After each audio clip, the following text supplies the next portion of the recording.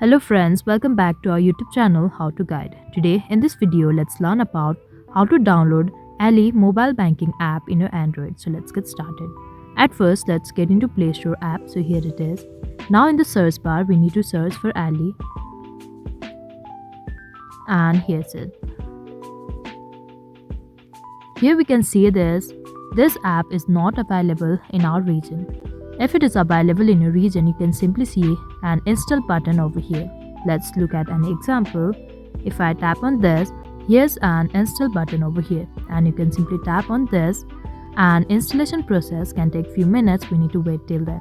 Once it is done, you can tap on this open button to open the app. You can follow similar method for your LI banking and investing app as well. So this is all. I hope you liked the video.